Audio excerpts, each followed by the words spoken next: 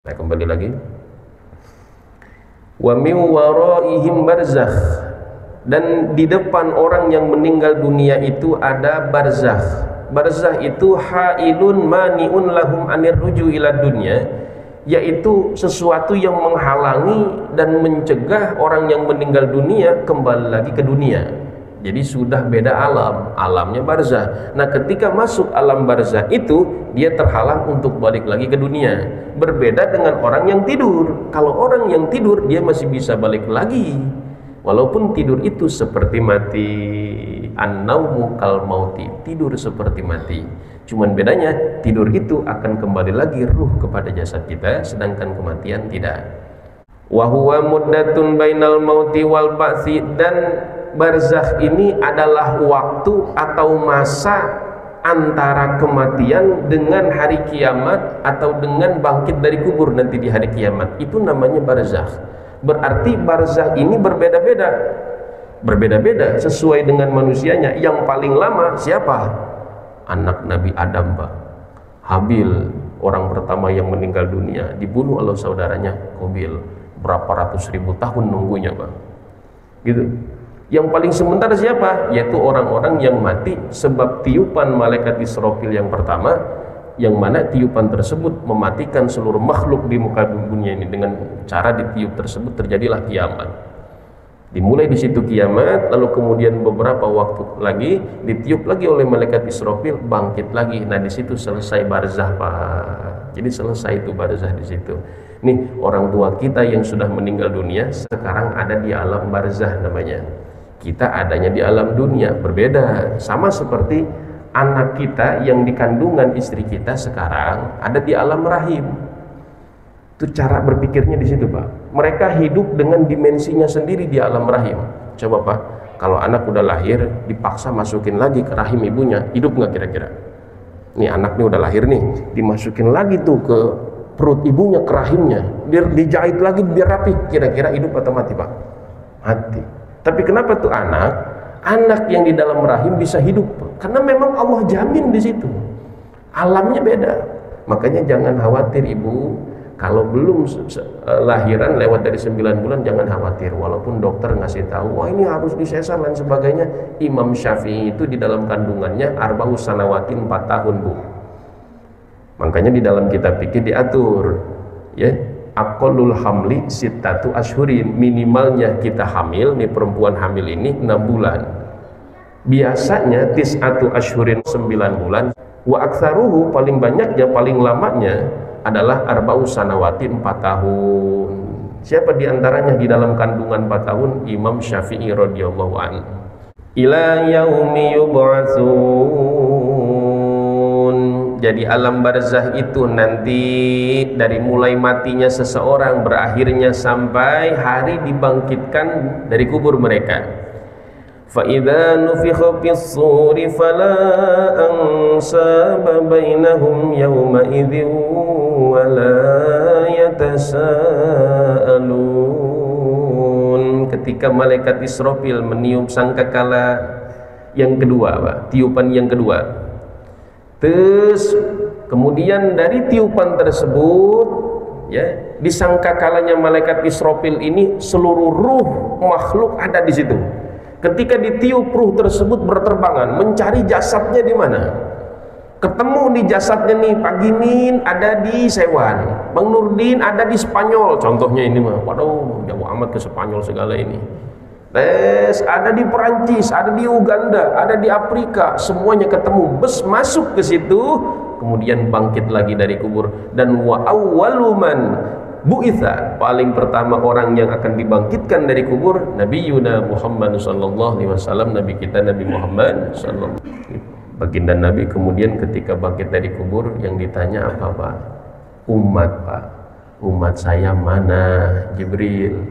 Nih makanya tidak sempurna iman seseorang kalau Kangjeng Nabi itu tidak lebih dicintai dibandingkan anak, istri, keluarganya, Pak. Makanya harus kita cintai nomor satu makhluk itu baginda Nabi, karena nanti kita dicariin sama Kangjeng Nabi. Sedangkan nih orang tua kita nggak nyariin kita, nanti anak kita nggak nyariin kita, istri kita nggak nyariin kita.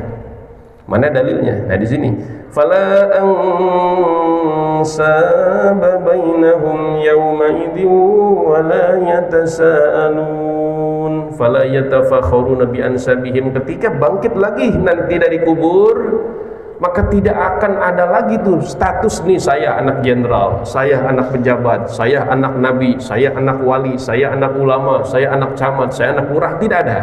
Fala yatafakharuna, maka mereka nih, kita para manusia tidak akan bisa sombong-sombong bi ansabihim dengan nasab turunan kita.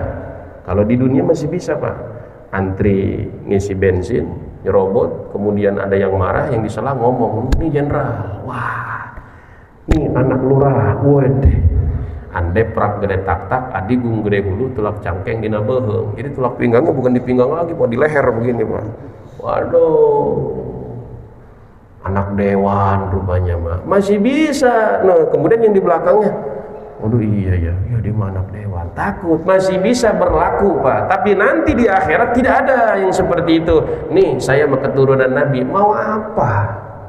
Emang kalau kau keturunan Nabi kau bisa selamat? Tidak. Kanan itu putra Nabi Nuh. Nabi Nuh itu Nabi yang wajib kita imani, Pak. Bahkan salah satu Nabi daripada Rasul Ulul Azmi. Mati dalam keadaan kafir, neraka.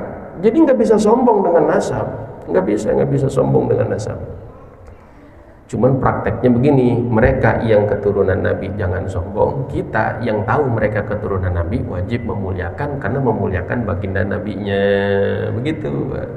Sama kalau kayak di pesantren tuh gini, Pak, kami punya guru kiai, guru punya anak, anaknya mah kan belum pada bisa ngaji nih, yang kecil-kecil, Pak, tapi tetap kami hormati, kami cium tangannya, kemudian kemana-mana kami asuh, kami sayangi, bahkan kami sedikit punya rezeki kami jajanin. Kenapa? Menghormat orang tuanya sebagai guru kami, sebagai santri. Begitu, Pak, konsepnya seperti itu. Cuman merekanya, anak-anak kiainya nggak boleh sombong. Oh, saya mah anak kiai, yang kiai juga bapak lu, kan begitu. Kalau lu kagak ngaji nggak bakal jadi kiai. Nah, makanya semuanya patut berjuang di dunia, untuk mendapatkan ilmu harus ngaji, untuk bisa masuk surga harus ibadah. Begitu, Pak. Wal yatarahamuna biha fi dzalikal yaumi, dan nanti tidak ada tuh, Pak, saling belas kasihan tuh, tidak ada. Aduh kasihan amat si anu mah, ya kasihan amat si anu mah, enggak ada yang begitu, karena semuanya mikirin diri dia sendiri, apakah saya selamat atau tidak. Dan ketika dibangkitkan urratan uryanan, dalam keadaan telanjang dan juga dalam keadaan tidak memakai alas kaki, aduh malu. Nah ini, Pak, wala yatasaaluna, dan tidak akan ada saling bertanya.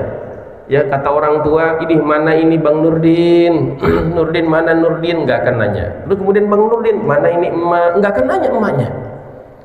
Nah, ini diperkuat ya di dalam surah Abbasah di akhir-akhir ayatnya. Yauma yafirrul mar'u min akhihi wa ummihi wa abihi wa sahibatihi wa banihi. Itu nanti teman ketemu teman udah kagak ngaku. Orang tua ketemu anak kagak ngaku. Anak ketemu dengan anak nggak pada ngaku. Nggak pada ngaku, saudara dengan saudara, istri suami nggak pada ngaku. Awalnya, Pak, awalnya dulu nggak pada ngaku. Jadi listigholi kullin minhum binafsi, karena mereka sibuk mikirin apakah saya selamat masuk surga atau saya tidak selamat masuk neraka. Rasa takut itu yang membuat mereka tidak lagi mikirin anaknya. Nanti Ibnu Mas'ud, sahabat Abdullah bin Mas'ud kemudian berkata, yukhadu al-abdu wal amatu yaumal qiyamah ala ru'usil ashhad. Nanti hamba-hamba manusia, laki-laki dan perempuan itu dipanggil satu persatu oleh malaikat. Kemudian malaikat akan berteriak, ala anna hadza fulan faman lahu alai haqqun falyati ila haqqihi. Nih, ini namanya Ki Jaid. Barang siapa yang semasa di dunia dulu Ki Jaid punya hutang ke kalian, atau Ki Jaid pernah ngezolimin kalian, atau Ki Jaid punya salah yang tidak dimaafkan oleh kalian, nih sekarang minta nih jatahnya semua. Akhirnya datang ngegerumut, Pak. Nah, lalu setelah putusan hukum datang dah tuh, dihadapkan tuh nanti yaumil hisab, ada mizan timbangan. Faman thaqulat mawazinuhu faulaika humul muflihun. Faman kanat lahu aqaidu shaihatun, barang siapa yang mempunyai akidah yang benar, keimanan yang benar. Ini menandakan akidah itu ada yang tidak benar. Mana contohnya? Saya langsung omong, kalau ada pengajian yang kemudian melarang kita untuk bergaul dengan muslim lainnya, itu sesat, begitu aja. Nih kita ikut ngaji, lalu gurunya ngomong begini, bapak-bapak nanti pulang dari sini jangan bertetangga dengan orang yang kagak ngaji sama kita, dia bukan saudara kita, dia najis dan sebagainya, itu sesat. Begitu. Nah, faman thaqulat mawazinuhu, kemudian dia punya amalun sholihatun, amalan-amalan soleh. Salat 5 waktu nggak pernah ditinggal, salatnya diberjamaahkan, baca Quran saban hari, sholawat saban hari, terus zikiran-zikiran dan juga ibadah-ibadah lainnya. Yakunu lahu qadrun indallah, yang itu punya pahala di sisi Allah. Faulaika humul muflihun, maka orang-orang tersebut adalah orang-orang yang bahagia. Al faizuna bi kulli matlub annajuna min kulli marhub, mereka akan masuk surga terhindar neraka.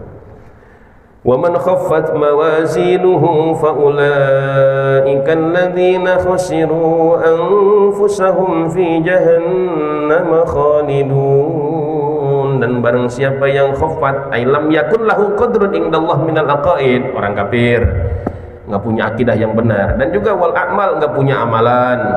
Contohnya nih, nggak punya amalan dan nggak punya akidah yang benar, orang-orang kafir contohnya. Kemudian ketika ditimbang amal ibadahnya ngejeblak, Pak, buruk semua. Kemudian amal yang baiknya tidak ada. Terus faulaika alladzina khasiru anfusahum, mereka adalah orang-orang yang merugikan diri mereka sendiri.